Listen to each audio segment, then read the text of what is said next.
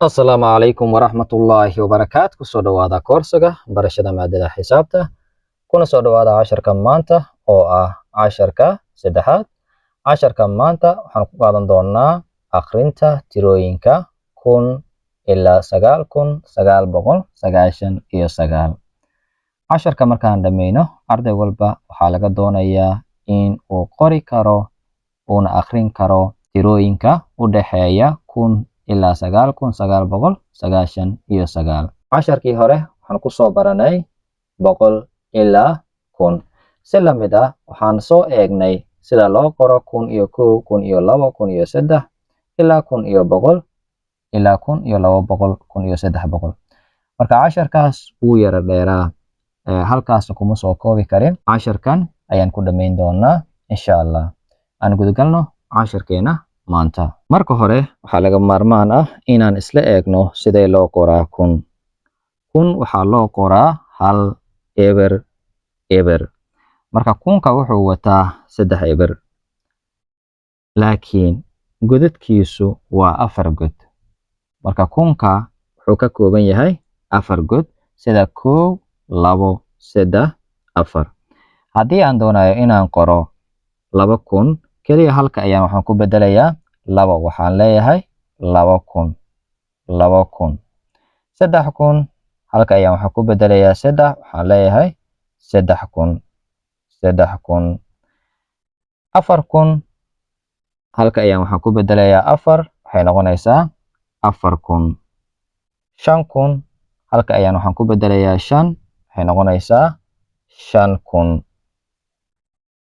6000 haddii aan doonayo inaan qoro, waxaan bedelayaa kaliya halka ayaan waxaan ku bedelayaa 6. waxay noqonaysaa 6000. 7000, 8000, 9000. 9000 waxaa ku xiga 10000. marka 10 ayaan qoraynaa, waxaan raacinaynaa 3 eber oo ah 1000. marka 3dan eber waxay noo muujinayaan in tiradan ay tahay tiro kumaad. Halkan waxaan aragnay marka sida loo qoro 1000 ilaa 10000. waxaan eegaynaa marka tirooyinka u dhexeeya 1000 ilaa 2000 sida 1001 ilaa 1999 sidee loo qoraa. Tirooyinka oo dhan waa isku mid. Tan ayaan isla eegi doonaa marka hore. Marka si aan u qorno 1001, waxaan soo aragnay 1000 sidan ayaa loo qoraa, wuxuu wataa 3 eber. marka 1001 si aan u qoro, eberkan u dambeeya ayaan waxaan ku bedelayaa 1. waxaan leeyahay waa 1001. 1002 si aan u qoro, halkan ayaan waxaan ku bedelayaa haddana 2. waxay noqonaysaa 1002. 1003 3 ayaan ku bedelayaa. 1004 4 ayaan ku bedelayaa. 1005 5 ayaan ku bedelayaa ilaa 1009. markaan gaaro marka aan qoro 1009 oo ah sidan, waxaan u gudbayaa 1010. 1010 waxaan bedelayaa haddana eberkan kale ayaan waxaan ku bedelayaa 1. kan wuxuu ahaanayaa 10. haddii aan doono inaan qoro 1011, waxaan leeyahay halkan ayaan waxaan ku qorayaa 1 iyo 1. waa 1011. marka waxaan leeyahay 1010 waxaan u qoraynaa sidan. 1010 ayaan leenahay waa 1010. 1020 halkan umbaan bedelayaa.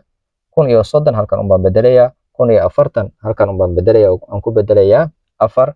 1050 halkan umbaan bedelayaa ilaa 1099.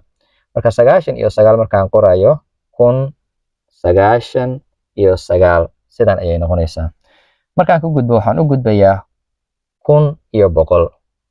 1100 marka halkan ayaa la soo gaaray, kan ayaan bedelaynaa haddana. waxaan leenahay 1100. marka 1100 sidan ayaan u qornay. aan eegno marka godadka waa isla 4tii god, wax isbedelay ma lahan. haddii aan xisaabno waa 1 2 3 4. kana 1 2 3 4, wax isbedelay ma lahan. marka 1100, 1200 waan garanaynaa, 1300 waan garanaynaa, 1400, 1900 waan qori karnaa. marka 1900 sidan ayaa loo qoraa. waxaan leenahay 1900. waxaan rabnaa inaan qorno 1999. waxaan u qoraynaa sidan. Waxaan leenahay 1999 1999 waxaa ku xiga 2000. marka dhammaantood waa isku mid. haddii aan doonayo inaan qoro 2001 waxaan qorayaa 2 eber eber 1 waa 2001. 2030 haddii aan doonayo inaan qoro waa 2030 maadaama 30 ay tahay laba god. labadii god ee u dambeysay 2000 ayaan ku bedelayaa 30. 2100 haddii aan doonayo inaan qoro sidan ayaan u qorayaa. 2840 haddii aan doonayo sidan ayaan u qorayaa. 2960 haddii aan doonayo sidan ayaan u qorayaa. 2999 marka 2999 waxaa ku xiga 3000. marka 3001 waan qori karnaa, 3002 waan qori karnaa, 3004 waan qori karnaa ilaa aad ka gaaraysid 3999 oo aan u gudubno 4000. 4999 waxaan u gudbaynaa 5000. 5999 waxaan u gudbaynaa 6000. 6999 waxaan u gudbaynaa 7000. 7999 waxaan u gudbaynaa 8999 waxaan u gudbaynaa 9000. 9999 waxaan u gudbaynaa 10000. halkan waxaan diri doonaa Layli. marka arday walbana waxaan rajaynayaa inuu soo qori doono si la mid ah uu ii soo akhrin doono. Layliga waa akhri tirooyinkan. marka waxaad ii akhrinaysaa tirooyinkan soo socda. lambarka koowaad waxaan ku qoray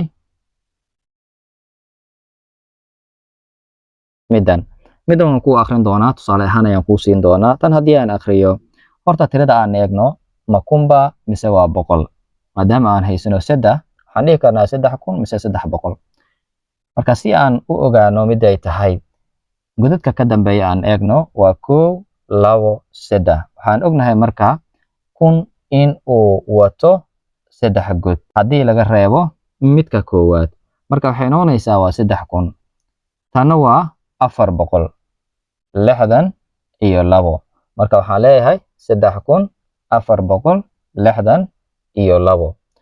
adiga ayaa laga doonayaa kuwan in aad soo qortid si la mid ah in aad soo akhrisid. waxaad sheegaysaa tan lambarka saddexaad, waxaad ii soo qoraysaa oo aad akhrinaysaa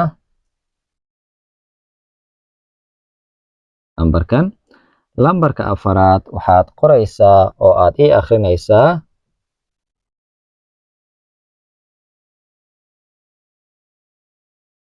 lambarka shanaad waxaad qoraysaa oo aad ii akhrinaysaa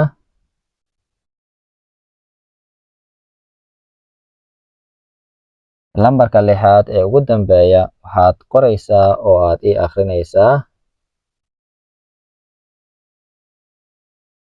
marka adiga ayaa laga rabaa in aad soo qortid si la mid ah oo aad akhrisid. waxaan rajaynayaa in aad fahantay casharka waxaa idinla socodsiinayay anigoo ah Cabdikariim Xasan. la soco casharka xiga.